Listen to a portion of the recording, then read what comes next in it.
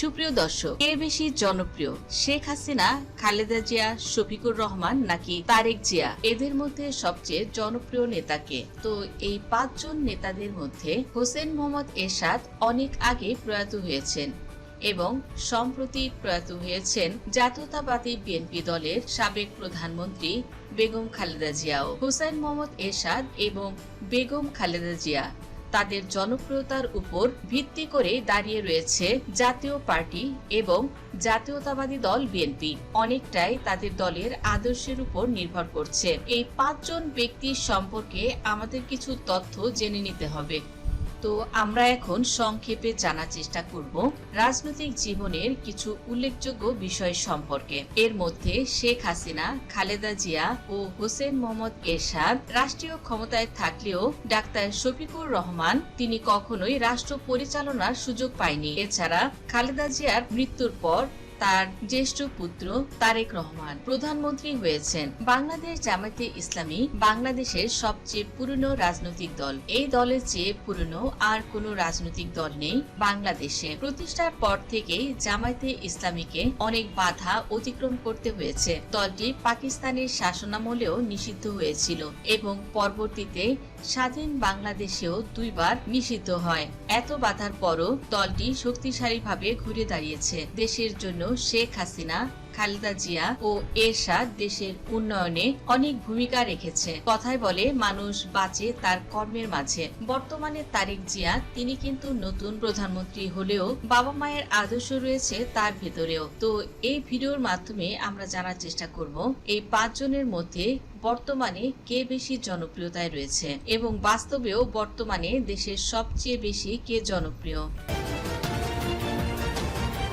তাহলে চলুন প্রথমেই দেখে নেওয়া যাক কি কারণে হোসেন মোহাম্মদ এরশাদ তার অনুসারীদের নিকট এত বেশি জনপ্রিয়। এরশাদ ছিলেন বাংলাদেশের সাবেক সেনাপ্রধান ও রাষ্ট্রপতি। 1983 সালের 11 ডিসেম্বর তিনি বাংলাদেশের নবম রাষ্ট্রপতি হিসেবে নির্বাচিত হন।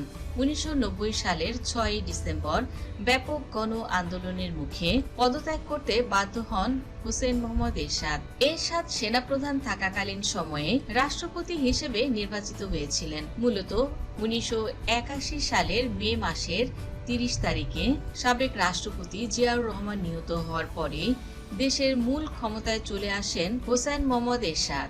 বাংলাদেশের উন্নয়নে এরশাদের রয়েছে অনেক অবদান। হোসেন মোহাম্মদ এরশাদের শাসনামলে বাংলাদেশের সবগুলো মহকুমাকে ভেঙে জেলায় জেলায় পরিণত করা হয়। আগে সারা বাংলাদেশ 42টি মহকুমায় বিভক্ত ছিল। সেই মহকুমা থেকে দেশকে জেলায় পরিণত করেন হোসেন মোহাম্মদ এরশাদ। এছাড়া উপজেলা পরিষদ সৃষ্টিও তার হাত ধরেই। বাংলাদেশে উপজেলা ব্যবস্থার প্রবর্তকও তিনি। বাংলাদেশ সেনাবাহিনীর সদস্যদের জাতিসংঘের শান্তিরক্ষা মিশনে পাঠানোর সিদ্ধান্তগুলি হোসেন মোহাম্মদ এরশাদই নিয়েছিলেন। সেই সময় সবগুলো রাজনৈতিক দল বাংলাদেশ সেনাবাহিনীকে জাতিসংঘ শান্তি মিশনে পাঠানোর বিরোধিতা করে, কিন্তু সকল বিরোধী দলকে উপেক্ষা করে তিনি সিদ্ধান্ত নেন বাংলাদেশ সেনাবাহিনীকে জাতিসংঘের শান্তি মিশনে পাঠানোর। তার সেই সিদ্ধান্তের কারণে আজও বাংলাদেশের সেনাবাহিনী জাতিসংঘের শান্তিরক্ষী বাহিনী বিশ্ব শান্তি প্রতিষ্ঠায় কাজ করে যাচ্ছে। জাতিসংঘ শান্তিরক্ষা কার্যক্রমের মাধ্যমে শুধু সেনা সদস্যের আয়ের ব্যবস্থায় নয়, বরং প্রচুর পরিমাণ বৈদেশিক মুদ্রা আয়ের সুযোগ সৃষ্টি করে দিয়েছে এরশাদ। এছাড়া মুসলিম জনগোষ্ঠীর অন্যতম পছন্দের দাবি ছিল শুক্রবারকে সাপ্তাহিক ছুটি ঘোষণা করা। সেই দাবিটিও পূরণ করেছিলেন হোসেন মোহাম্মদ এরশাদ। এছাড়া বাংলাদেশের শিক্ষা খাত, স্বাস্থ্য খাতে ব্যাপক উন্নয়ন করেন হোসেন মোহাম্মদ এরশাদ। 2000 মানুষের জন্য অন্তত একটি করে প্রাথমিক বিদ্যালয় প্রতিষ্ঠা, 5ম শ্রেণী পর্যন্ত বিনামূল্যে বই বিতরণ, সকল শিক্ষা বোর্ডের পরীক্ষা একসাথে শুরু হওয়া, শিক্ষা প্রতিষ্ঠান বৃদ্ধি ও জাতীয়করণ, কলেজ ও বিশ্ববিদ্যালয়ে হোস্টেল নির্মাণ, সরকারি বিশ্ববিদ্যালয়ের প্রতিষ্ঠা, ইংরেজি শিক্ষার প্রসার ইত্যাদি ছিল তার জনপ্রিয় উদ্যোগ। এছাড়া রাস্তাঘাটের উন্নয়ন ও অবকাঠামো নির্মাণেও হোসেন মোহাম্মদ এরশাদ ঐতিহাসিক অবদান রাখেন। এরশাদের উন্নয়নের কথাগুলি আগের প্রজন্ম স্মরণ করলেও বর্তমান প্রজন্ম তার সম্পর্কে কিছুই জানে না। এবার জানবো প্রয়াত বেগম খালেদা জিয়া কেন এত জনপ্রিয় তার অনুসারীদের কাছে? তিনি বাংলাদেশের সাবেক রাষ্ট্রপতি ও মুক্তিযুদ্ধের অন্যতম সেক্টর কমান্ডার জিয়াউর রহমান বীর উত্তমের সহধর্মিণী। বাংলাদেশের মানুষের কাছে জিয়াউর রহমানের ব্যাপক জনপ্রিয়তা রয়েছে। খুবই অস্থির একটি সময় দেশের শাসনভার হাতে নেন শহীদ রাষ্ট্রপতি জিয়াউর রহমান। শেখ মুজিবুর রহমানের মৃত্যুর পর দেশ তার পথ হারিয়ে ফেলে। সারা দেশে নৈরাজ্য, অস্থিরতা, অভ্যুত্থান, পাল্টা অভ্যুত্থান এসব ঘটতে থাকে। এমন একটি সময়ে তিনি দেশের দায়িত্ব গ্রহণ করেছিলেন। তিনি রাষ্ট্রপতি হয়েও খুবই সাধারণ জীবন যাপন করতেন শহীদ রাষ্ট্রপতি জিয়াউর রহমান। বাংলাদেশের সবার কাছে তার সততার স্বীকৃতি রয়েছে। রাষ্ট্রপতি হয়েও নিজের ও নিজের পরিবারের জন্য কোনো অবৈধ সম্পত্তিও রেখে যাননি তিনি। পুরো জীবনে সৎ থাকার নীতিতে চলেছেন তিনি। খালেদা জিয়াও তার পুরো জীবনে সৎ থেকেছেন বলেই বিশ্বাস করেন খালেদা জিয়ার অনুসারীরা। বাংলাদেশের মাটিতে যখন তার জানাজা হয়, বাংলাদেশের আনাচে কানাচে থেকে লাখো কোটি ভক্ত কান্নায় ভেঙে পড়েন এবং জানাজায় অংশগ্রহণ করেছিলেন।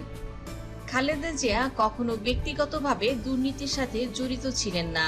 দুর্নীতি নিয়ে যেসব আলোচনা হতো তার জন্য প্রধানত দায়ী করা হতো তার বড় ছেলে তারেক রহমানকে। তবে খালেদা জিয়াকে তার অনুসারীরা আপোষহীন নেত্রী বলে সম্বোধন করে থাকে। সারা বাংলাদেশে ব্যাপক জনপ্রিয় তিনি। মুক্তিযুদ্ধ মন্ত্রণালয়, মহিলা ও শিশু বিষয়ক মন্ত্রণালয়ের বিভিন্ন প্রতিষ্ঠান সহ ক্ষমতায় থাকাকালীন অনেক কাজ করেছিলেন বেগম খালেদা জিয়া। শেখ হাসিনা তিনি কেন এত বেশি জনপ্রিয় সেই সম্পর্কে এখন আমরা জানব। শেখ হাসিনার সবচেয়ে বেশি জনপ্রিয়তা হওয়ার বড় কারণ তিনি বঙ্গবন্ধু শেখ মুজিবুর রহমানের মেয়ে। পিতার মতোই একজন বিচক্ষণ রাজনীতিবিদ তিনি। শেখ মুজিবুরের প্রায় সকল গুণাবলী ছিল শেখ হাসিনার মাঝে। দেশকে ভালোবাসা ও দেশের মানুষকে ভালোবাসার মতো অনন্য গুণাবলী ছিল শেখ হাসিনার মধ্যে। দেশকে নিয়ে তার স্বপ্ন ও চিন্তা ভাবনা ছিল দেশের সবার থেকে আলাদা। দেশের এমন কিছু উন্নয়ন আছে যেগুলো কখনো দেশের মানুষ কল্পনা বা প্রত্যাশা কোনোটি করেনি, কিন্তু তিনি দেশের জন্য সেসব কাজ বাস্তবায়ন করেছেন।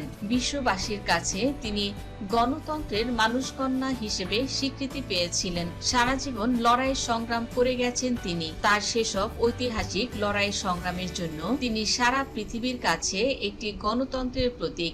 সে কারণেই শেখ হাসিনার অনুসারীরা মনে করেন শেখ হাসিনা সঠিক পথে ছিলেন। শেখ হাসিনা ক্ষমতায় আসার আগে বা 2009 সালের আগে দেশের 40% মানুষ বিদ্যুৎ সুবিধা পেত।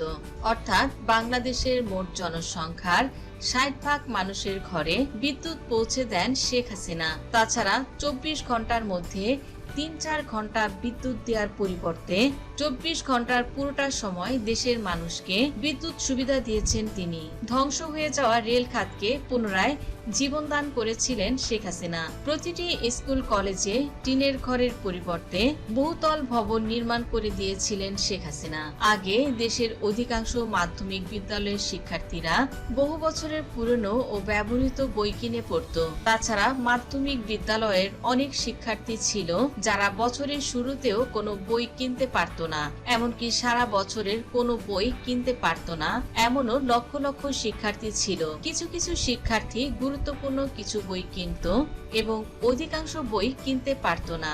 অনেকেই বই কিনতে না পেরে পড়ালেখাও বন্ধ করে দিত। কিন্তু শেখ হাসিনা ক্ষমতায় আসার পর সম্পূর্ণ বিনামূল্যে মাধ্যমিক বিদ্যালয়ের 6ষ্ঠ থেকে 10ম শ্রেণী পর্যন্ত বই শিক্ষার্থীদের মধ্যে সম্পূর্ণ বিনামূল্যে বিতরণ করা শুরু করেন। শেখ হাসিনার এই উদ্যোগ বাংলাদেশের শিক্ষার প্রসারে মাইলফলক হয়ে আছে। এছাড়া 30টিরও বেশি সরকারি বিশ্ববিদ্যালয় প্রতিষ্ঠা করেন শেখ হাসিনা। দরিদ্র শিক্ষার্থীদের বৃত্তি দেওয়ার উদ্যোগও নেন তিনি। প্রাথমিক শিক্ষার্থীদের ঝরে পড়া বন্ধ করতে মিড মিলের উদ্যোগও নেন শেখ হাসিনা। দেশের অধিকাংশ পাবলিক বিশ্ববিদ্যালয়, মেডিকেল কলেজ ও উচ্চশিক্ষা প্রতিষ্ঠান শেখ হাসিনার শাসনামলেই তৈরি।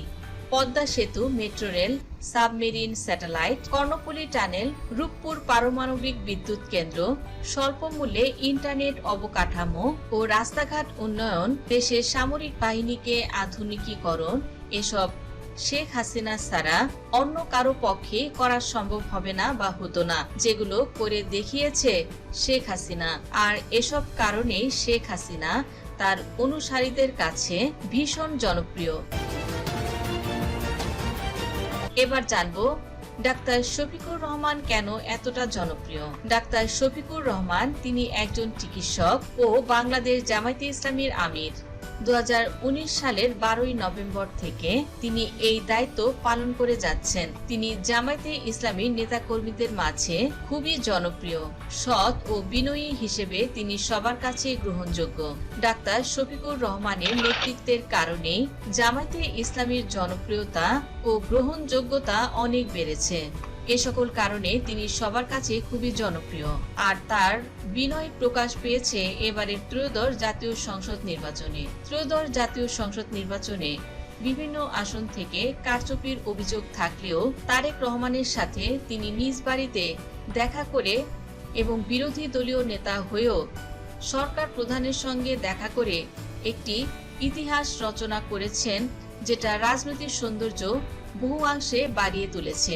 ভিডিওটি আপনার কেমন লাগলো কমেন্ট করে জানাবেন এবং আপনার মতে বাংলাদেশের সবচেয়ে জনপ্রিয় ব্যক্তিকে এই 5 জনের মধ্যে সেটিও কমেন্ট করে অবশ্যই জানাবেন। ধন্যবাদ দর্শক সম্পূর্ণ ভিডিওটি দেখার জন্য।